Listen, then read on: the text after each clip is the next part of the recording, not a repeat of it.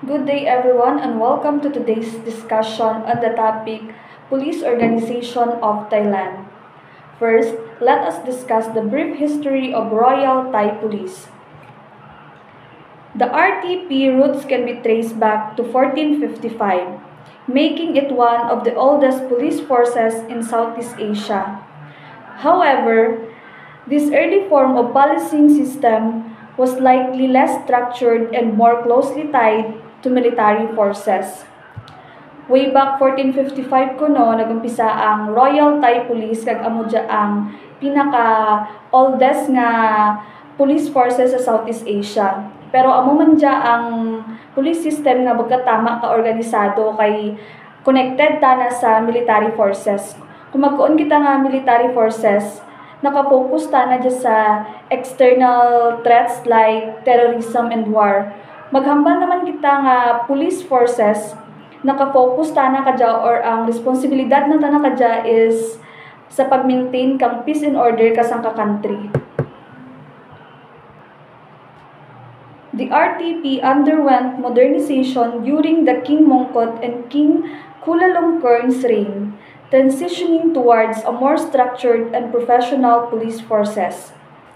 During sa pagpamuno ni King Mongkut kag ni King Chulalongkorn, amo rin siya pag-umpisa nga maging organisado kag professional ang police power kang Thailand. In 1852, King Rama appointed English Captain Joseph Brede Ames to establish Thailand's first uniform police unit, demonstrating the influence of Western policing model of RTP.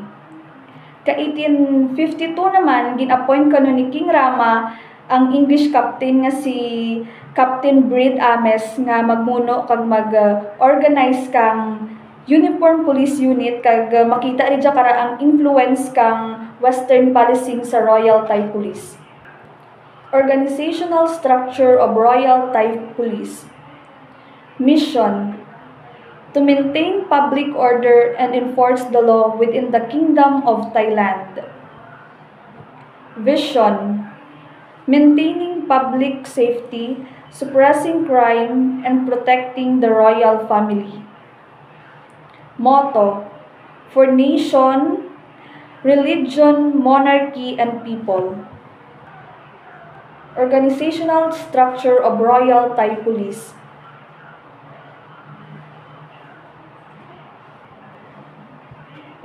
The Prime Minister sits at the top, overseeing the Commissioner General who is responsible for day-to-day operation. Ang Prime Minister or head kang government, tana kadya ang may pinakamataas nga posisyon kag ginapamunuan ng kadya ang Commissioner General. Second is ang Police Commission of Thailand. Is the key governing body responsible for overseeing high-level appointment and administrative decision within the Royal Thai Police.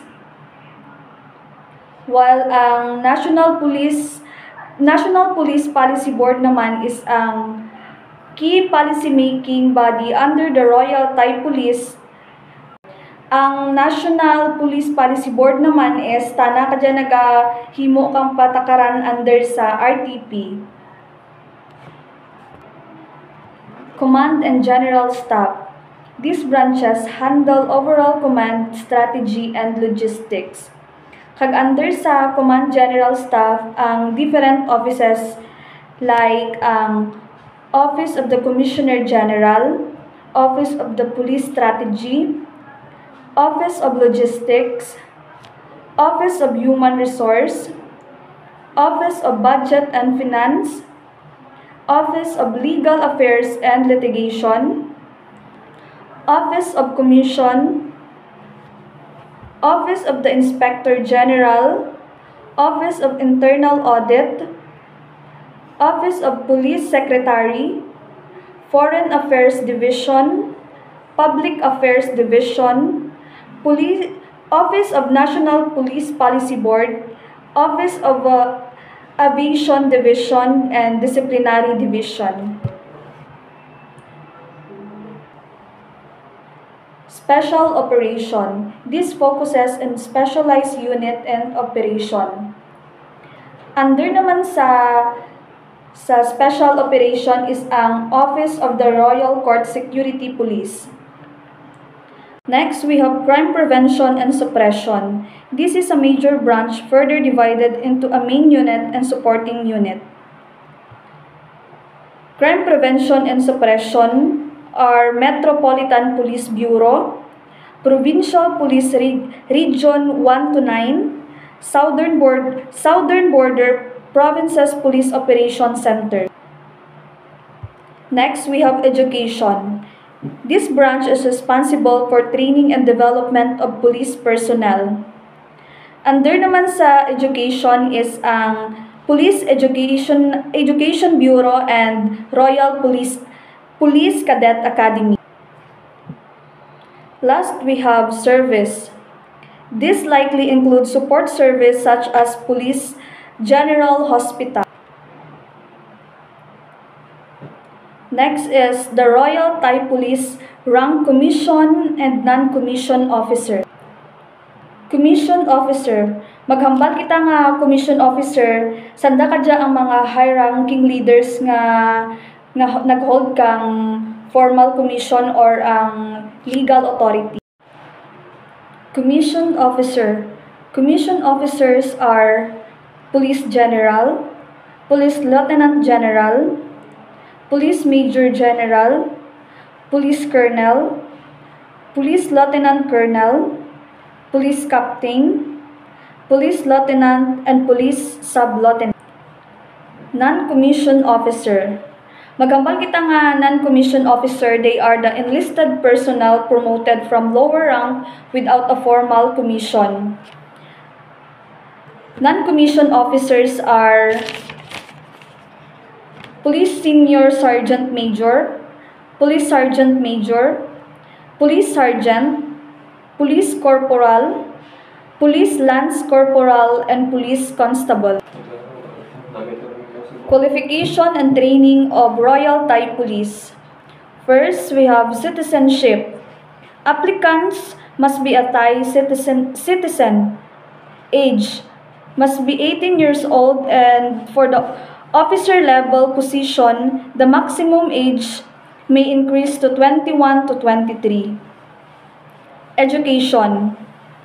A minimum high school diploma is required to entry position. Higher education is required for higher ranks. Physical fitness. Applicants must pass physical fitness tests. Characters. Applicant undergo background check and must demonstrate good moral character. Royal Police Cadet Academy. This is the primary training institution for new recruits. The academy offers a 4-year program leading to a bachelor's degree in police science. Next, in service training. Royal Thai Police officers receive ongoing training through their careers, covering specialized areas like criminal investigation, traffic management, and community policing. Last, we have international training. The Royal Thai Police also participates in international training programs to enhance skills and knowledge. Police Agency Performance. The Royal Thai Police, or the RTP, demonstrates a mixed performance in 2025, marked by significant international collaborations and moderations effort alongside with lingering public trust challenges and enhanced cross-border crime combat.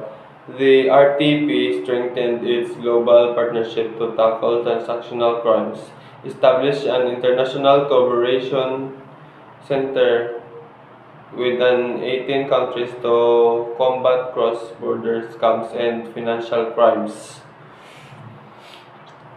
collaborated with 18 embassies and repatriated 10,000 victims of call center scams under the National Referral Mechanism, partnered with the Singapore police force to arrest the global hacker responsible for international data breaches. Technological moderation hosted the UNESCO Global Forum of the Ethics of AI 2025, signaling efforts to integrate ethical AI frameworks into police strategies. Persistent trust deficits. Despite operational success, a NIDA poll revealed a RTP, excluding its anti-corruption division, ranked as the least trusted law enforcement agencies in Thailand, with public skepticism tied to transparency and cooperation concerns. And that's all. Thank you.